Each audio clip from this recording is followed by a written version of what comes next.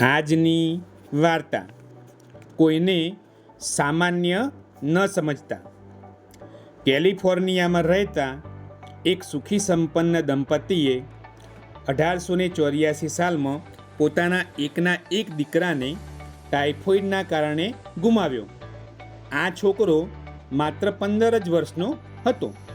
દીકરાના અકાળે થયેલા અવસાનના કારણે દંપતી ખૂબ દુઃખી થયું, પરંતુ પછી જેવી ભગવાનની ઈચ્છા એમ માનીને સ્વીકારી લીધું. એમણે નક્કી કર્યું કે ભલે ભગવાને આપણો એક દીકરો લઈ લીધો, પણ હવે આ કેલિફોર્નિયાના તમામ દીકરા દીકરીઓ આપણા જ છે એમ માનીને એ બધા માટે કંઈક કરવું જોઈએ. પોતાના દીકરાએ હાર્વર્ડમાં એડમિશન લીધું હતું. એને હજુ 1 વર્ષ પણ નહોતું થયું. એ દીકરાને ભણવાની બહુ ઈચ્છા છતાં અધૂરા અભ્યાસે વિદાય લીધી. દંપતીએ નક્કી કર્યું કે આપણે આપણા દીકરાની સ્મૃતિમાં હાર્વર્ડ યુનિવર્સિટીમાં કંઈક કરવું જોઈએ, જેથી અનેક વિદ્યાર્થીઓને એનો લાભ મળે. દંપતી હાર્વર્ડના પ્રેસિડેન્ટને મળવા માટે ગયા. પ્રેસિડેન્ટને મળતા પહેલાં બહુ લાંબો સમય રાહ જોવી પડી. મુલાકાત થઈ તો દંપતીએ હાર્વર્ડના પ્રેસિડેન્ટને વિનંતી કરતાં કહ્યું, સાહેબ, અમારો એકના એક દીકરો અહીંયા અભ્યાસ કરતો હતો.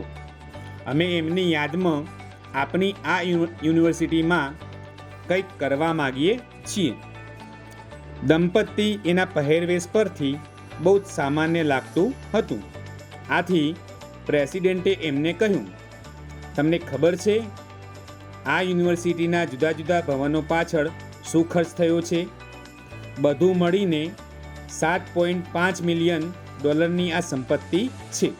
આટલી મોટી સંપત્તિની સામે તમે આ યુનિવર્સિટીમાં એવું તે શું કરી શકશો કે જેથી તમારા દીકરાની યાદ જળવાઈ રહે? આવેલા દંપતી એકબીજાની સામે જોઈ રહ્યા. આંખના ઈશારાથી બંનેએ કંઈક વાત કરી લીધી અને પ્રેસિડેન્ટનો આભાર માનીને બહાર નીકળી ગયા. પ્રેસિડેન્ટે પોતાના સેક્રેટરીને કહ્યું, જોયું ને, મેં બંનેને કેવા સમજાવી દીધા. પેલા દંપતીએ બહાર આવીને હસતા હસતા એકબીજાને તાળી આપતા કહ્યું, એક યુનિવર્સિટી ઊભી કરવાનો ખર્ચ બસ આટલો જ છે? તો ચાલો દીકરાની યાદમાં આપણે એક યુનિવર્સિટી ઊભી કરી દઈએ. આ દંપતી હતું મિસ્ટર એન્ડ મિસિસ સ્ટેનફર્ડ. એમને દીકરાની યાદમાં ઊભી કરેલી યુનિવર્સિટી એટલે વિશ્વની ટોચની યુનિવર્સિટીઓ પૈકીની એક એવી સ્ટેનફર્ડ યુનિવર્સિટી. ખરેખર જીવનમાં ક્યારેય કોઈને સામાન્ય ન સમજવા. ઘણી વખત પહેરવેશ કે રહેણીકરણી પરથી માણસોને માપવાની આપણે ભૂલ ન કરવી જોઈએ. રાધે રાધે.